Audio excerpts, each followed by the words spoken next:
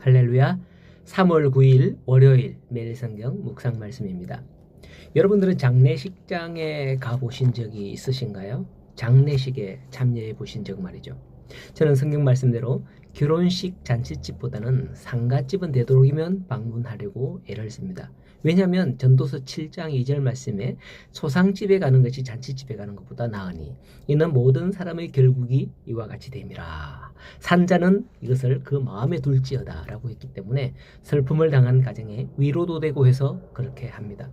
요즘은 장례식장에 가면 고인들의 가족이 많이 없음을 봅니다. 뭐 요즘 그렇잖아요. 하나 아니면 둘이니까 요즘에는. 특히 어떨 때 그게 표가 나느냐 하면은 고인의 관을 운구할 때 그렇습니다. 장지나 화장장으로 출발하기 위해서 영안실에서 관을 이쪽 셋 저쪽 셋 해서 최소한 6명이 운구를 해야 되는데 그 인원이 없는 거죠. 그나마 교회 장례식장은 성도들이 이를 대신해 줌으로써 좀 낫습니다. 그게 유가족들에게도 큰 위로가 되기도 해요. 오늘은 왜 제가 추상에 관한 이야기를 먼저 하느냐 하면 오늘 본문에 예수님께서 나사로의 무덤에 가시는 겁니다. 유대인들은 대체로 굴을 파서 매장을 하기에 앞에는 큰 돌로 입구를 막습니다. 그리고 우리나라는 1인 1묘지만 유대인들은 한 사람만 그곳에 장사하는 게 아니라 그 굴 속에는 여러분 개미굴 아시죠? 요렇게 막 굴을 이렇게 팝니다. 그 굴 속은 대체로 가족들의 묘지로 사용하기 때문에 또다시 돌을 굴리고 다른 시신을 넣고 이렇게 하죠. 그런데 무덤 앞에 가시더니 예수님께서 돌을 옮겨 놓으라 라고 하는 거예요. 우리나라 풍속 같으면 파묘하는 거죠. 그게 죽은 고인에 대한 매우 큰 신뢰가 아닐 수 없기에 유가족들은 대부분 난색을 표하면서 거부하는 게 보통입니다. 나사로가 보고 싶었으면 예수님께서 좀 일찍 오시지 왜 이제 와서 이러신단 말인가? 사람들은 혀를 차며 뒷담화를 할 수도 있는 그런 상황일 겁니다. 왜냐하면 그건 상식적으로 예의에 크게 어긋나는 행동이었기 때문입니다.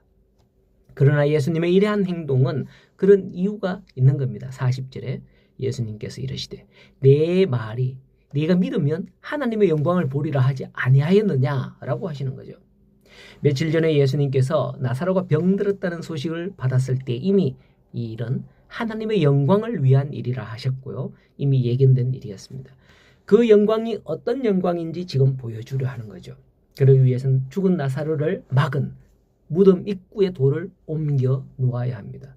그런데 과연 예수님께서 그 돌을 옮길 능력이 없으셨겠습니까? 아니죠.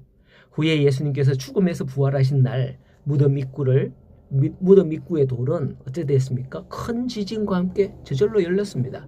예수님은 능력이 없어서 그런 게 아닙니다. 예수님의 능력은 스스로 이 모든 걸 하실 수 있는 분이죠.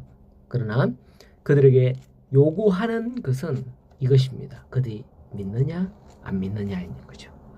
믿는다면 예수님의 말씀에 따라 그들은 무덤의 돌을 옮길 것이기 때문입니다. 믿지 않는다면 유가족을 위시해서 많은 이들이 예수님의 앞을 가로막으며 이놈 저놈 네가 왜 그러느냐 이렇게 했을 겁니다. 다행히도 이런 분란 없이 41절 이하에 돌을 옮기는 걸 볼 수 있습니다. 그것은 그들이 믿었다는 증거죠. 믿는 자에게는 하나님의 역사와 영광이 나타나게 될 것입니다. 41절에 42절에 예수님은 닫힌 무덤이 아닌 열린 무덤에서 즉 믿음에 의지하여 무덤 앞에서 기도하십니다. 예수님께서 눈을 들어 우러러 보시고 이르시되 아버지여 내 말 들으신 것을 감사하나이다. 항상 내 말을 들으시는 줄 내가 알았나이다.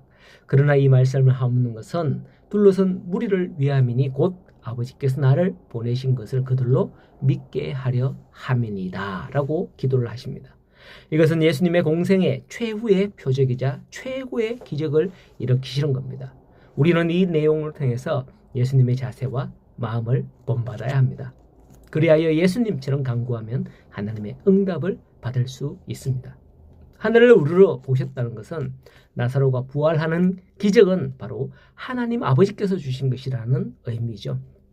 그리고 예수님은 자기를 부인하고 하나님 중심의 기도를 드리는 걸 볼 수 있습니다. 뿐만 아니라 기도가 자기를 높이고 드러내기 위함이 아니라 둘러선 무리를 위함이다 라고 합니다. 나사로를 살리는 목적은 무엇이었습니까? 나사로와 마르다 마리아 그리고 수많은 조문객들로 하여금 예수님을 온전히 믿게 하려 함이었습니다. 그게 자신이 이 세상에 오신 목적이기도 했죠. 이러한 하나님의 뜻을 따른 기도는 바로 하나님의 보좌를 움직이는 힘이 있는 것입니다. 과연 우리는 무엇 때문에 이 세상에 보냄을 받았을까요? 예수님께서 왜 내 인생에 기적을 베푸시기를 구하는 걸까요? 우리를 위한 목적에 합당한 간구와 삶을 올려드리며 살아갈 수 있는 우리 성도들이 되기를 소원합니다. 그리고 예수님을 믿고 돌을 옮겨놓는 자가 되기를 소원합니다. 오늘도 이 믿음으로 순종하며 나아가는 복된 하루, 복된 한 주간의 일터 월요일이 되시기를 간절히 소원하고 축복합니다.